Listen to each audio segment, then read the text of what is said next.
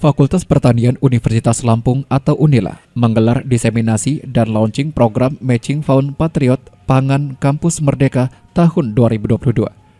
Program itu bertujuan untuk meningkatkan produksi dan peningkatan pemanfaatan limbah pertanian dan peternakan mendukung ketahanan pangan nasional. Ernan Rustiadi, Ketua LPPM IPB University mengatakan, krisis pangan yang terjadi di beberapa negara seperti Rusia dan Ukraina juga dapat mengancam negara maju sekalipun bahkan Indonesia. Presiden RI melalui Dirjen Kementerian Pertanian untuk menyusun langkah-langkah strategis guna mengantisipasi potensi krisis pangan di Indonesia. Diseminasi program Matching Fund Patriot Pangan di Universitas Lampung. Setelah dilakukan juga hal yang sama di beberapa perguruan tinggi yang merupakan anggota konsorsium Patriot Pangan. Jadi Bapak Ibu sekalian, konsorsium Patriot Pangan ini yang melaksanakan Matching Fund terdiri dari beberapa perguruan tinggi. Yang pertama adalah Institut Pertanian Bogor, yang kedua UGM, Universitas Patimura, Untirta, Universitas Mataram, Universitas Tanjung Pura, Universitas Syahkuala, Universitas Mula Warman, Universitas Negeri Gorontalo, dan tentunya UNILA juga salah satunya. Ya, jadi ada 10 perguruan tinggi. Bapak Ibu sekalian, Pak Dirjen Dikti mendapat tugas dari Menteri dan juga sebenarnya atas arahan dari Presiden Republik Indonesia agar perguruan tinggi di Indonesia berkontribusi di dalam mengantisipasi potensi krisis pangan di dunia ini. Bapak Ibu saya rasa sudah mendengar bahwasanya dunia kita sedang tidak baik-baik saja, dalam pengertian ada suatu situasi ketidakpastian yang sangat tinggi dan menimbulkan berbagai potensi krisis dunia, krisis energi, krisis ekonomi, krisis pangan, dan tentu juga krisis keamanan. Nah, krisis pangan jelas sudah dialami oleh berbagai negara saat ini. Beberapa negara saat ini sudah menghadapi situasi kelangkaan pangan akibat salah satunya tertundanya atau tertahannya impor gandum dari negara-negara penghasil gandum terbesar di dunia, yaitu Rusia dan Ukraina. Indonesia sendiri adalah pengimpor 14 juta ton gandum setiap tahun. Indonesia harus mencari jalan keluar, mengantisipasi risiko dari persoalan ini. Dan untuk itulah sebuah kementerian dan lembaga diminta untuk menyiapkan berbagai program-program yang mengantisipasi hal ini. Nah, ada pun untuk Kemdikbudristek, salah satu yang diharapkan untuk berkontribusi adalah para perguruan tinggi. Nah, untuk itu maka Dirjen Dikti membentuk konsorsium Patriot Pangan. Konsorsium Patriot Pangan yang dibentuk di bulan Juli 2022 ini terdiri dari 13 perguruan tinggi. 13 perguruan tinggi diundang oleh Pak Dirjen, para rektornya, dan kemudian ditunjuk Bapak Rektor IPB, Profesor Arief Satria, untuk memimpin konsorsium Patriot Pangan. Program Matching Fund Patriot Pangan Kampus Merdeka tahun 2022 yang dilaksanakan oleh UNILA merupakan bagian dari konsorsium 10 perguruan tinggi negeri. Program ini diawali dengan rapat koordinasi tim pengembangan cadangan pangan nasional pada hari Kamis 14 Juli tahun 2022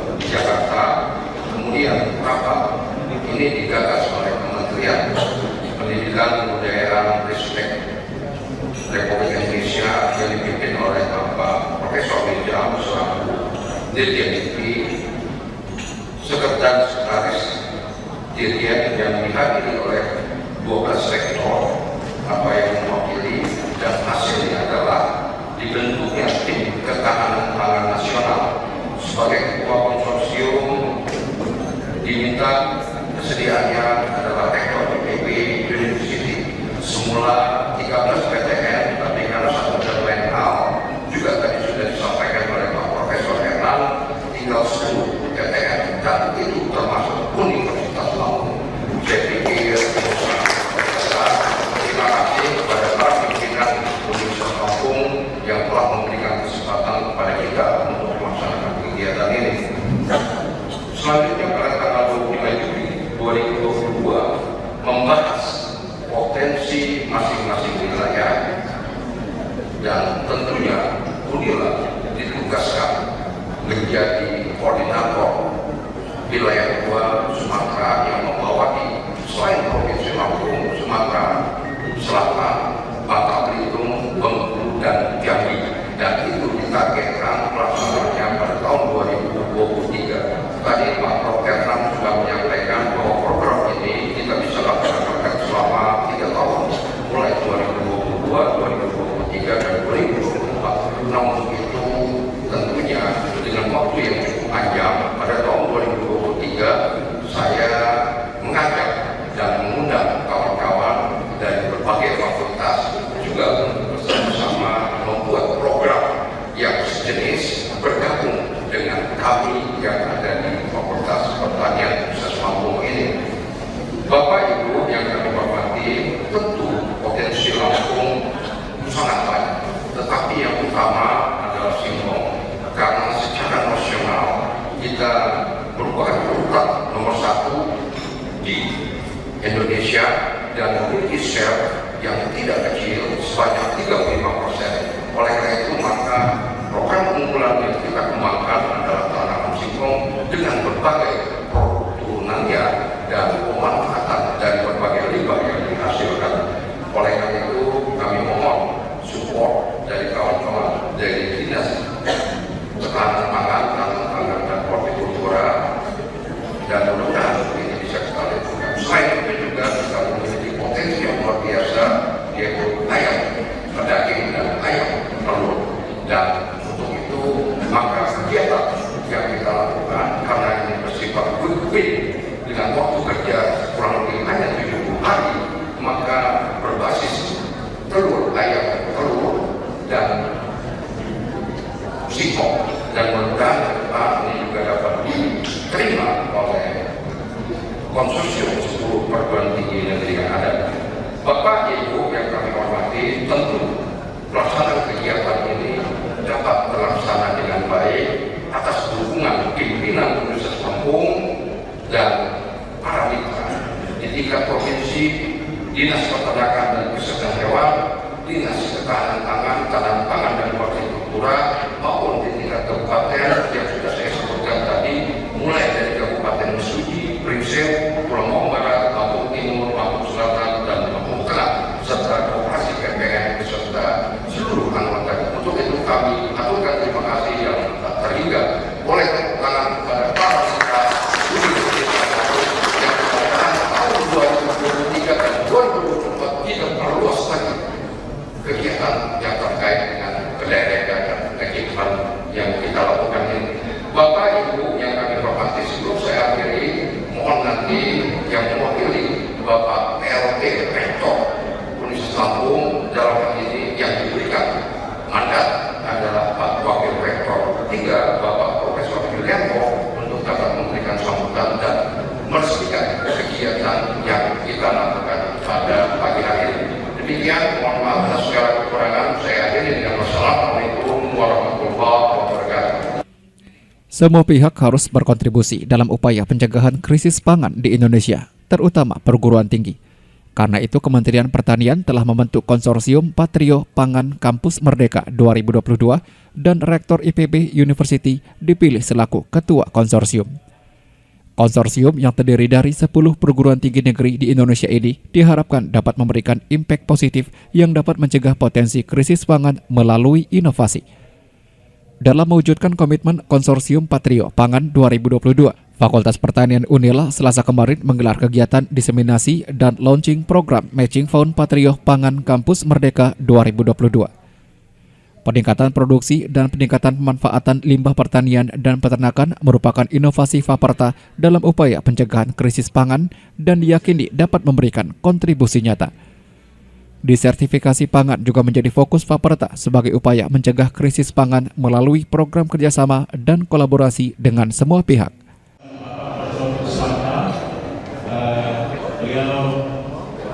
Lulusan Universitas Pajajaran, mengajar di jurusan agroteknologi, kemudian penanganan penyakit mulut dan kuku (PMK) pada ternak melalui pakan berkualitas, status imunitas dan biosecurity.